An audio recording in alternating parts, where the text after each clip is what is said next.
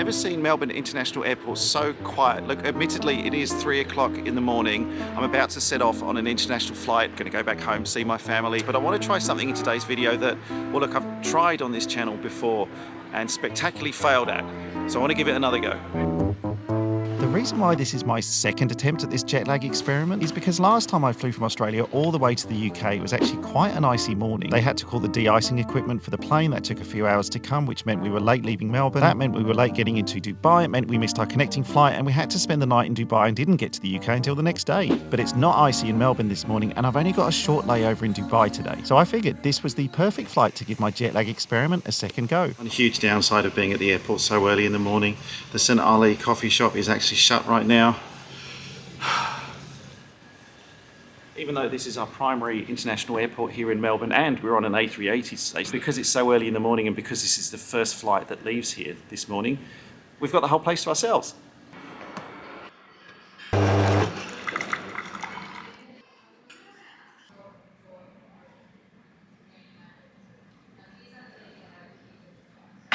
Oh, I'm not putting that on. Coffee is rank.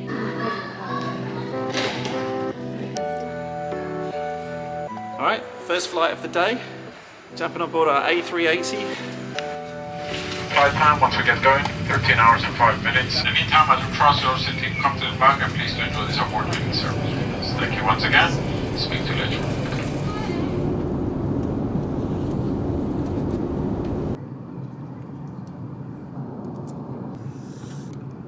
So my jet lag experiment that I'm going to do on this flight, it's actually quite simple and I'm sure a lot of you have tried it before as well when you've travelled.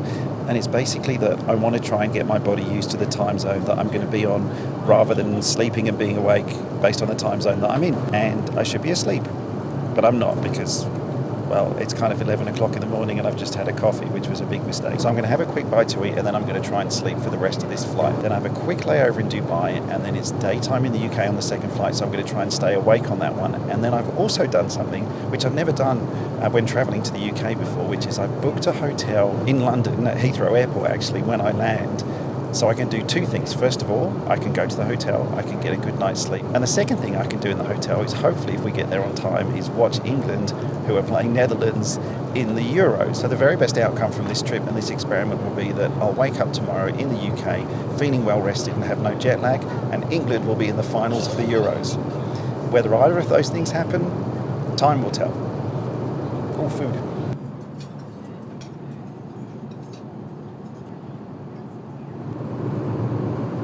Alright, we're just about to cross the equator. I don't know why I'm looking out the window. It's not as if there's a line drawn out there. There's about 5 3/4 hours to go until the destination.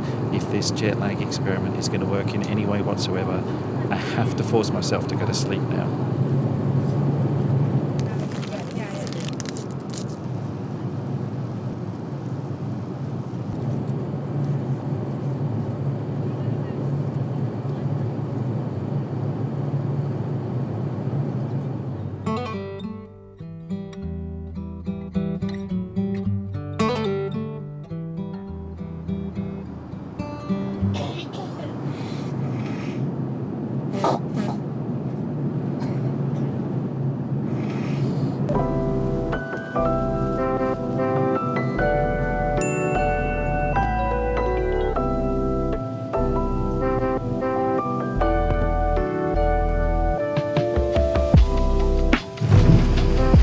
Gentlemen, welcome to Dubai International Airport, where the local time is 12:45 in the afternoon and the temperature is 42 degrees Celsius. Please keep your seatbelt fastened until the sign has been switched off.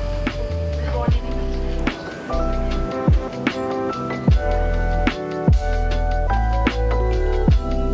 It is an absolutely privileged and lucky life you live, Stephen Drury.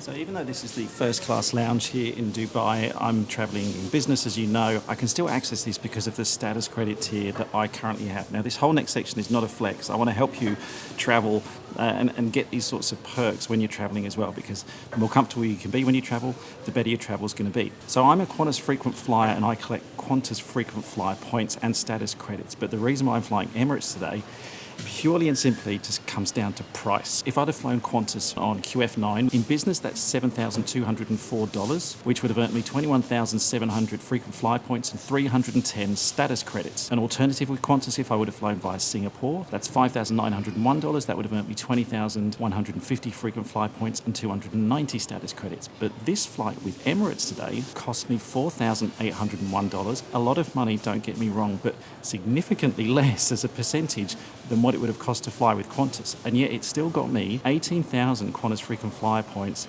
and 280 status credits. The same goes across all classes, so if you're flying in economy as well, you can still look to fly with a partner airline like Emirates, try and find a cheaper fare so you're paying less cash, but still get an almost equivalent amount of status credits and frequent flyer points as if you would have flown with the airline, in my case Qantas, but the airline that you're trying to collect points for. It does seem a bit counterintuitive in a way, but the way I earn frequent flyer points and status credits for Qantas, the majority of the time these days, frequent flyer points are coming from my credit cards and status credits are coming from flights that I book on other airlines. And the second flight of the day, again on another A380.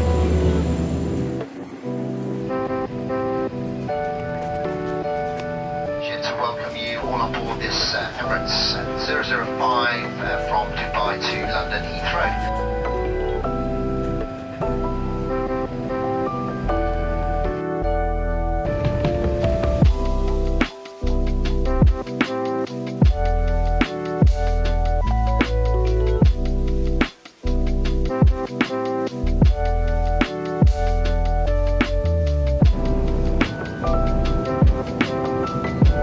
When you live in Australia, you tend to find that when someone says that the flight that you're on is 6.5 hours, you think to yourself, oh, that's good, it's a short one today. So Emirates are a named sponsor of the Wimbledon Tennis Championships going on at the moment, and everything on board here at the moment is branded like Wimbledon something. This is also one of the newly retrofitted A380s, and I had a quick look downstairs at the premium economy cabin. There was a lot of people down there, so I couldn't really do much filming, but I did take a picture of the new seat. The seat backs are branded with Wimbledon, some coasters are branded with the Wimbledon.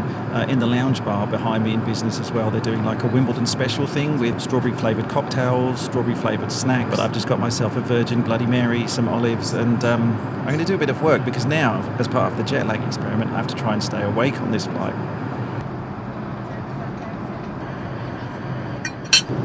Yes, you may be thinking, that's your second Medsi plate in one day. Why are you having the same thing twice in a row? Well, I'm not. It's my third. I had one in the lounge that I didn't want to show you. I felt embarrassed.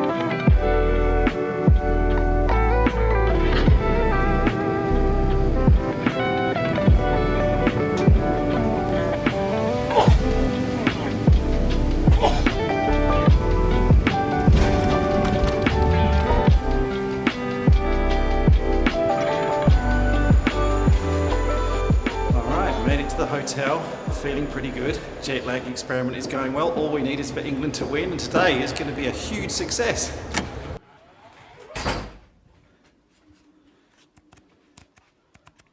Oh, that's a view.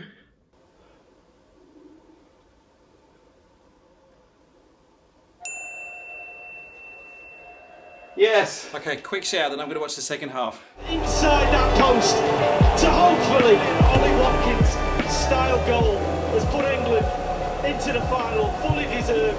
The Dutch massively disappointed.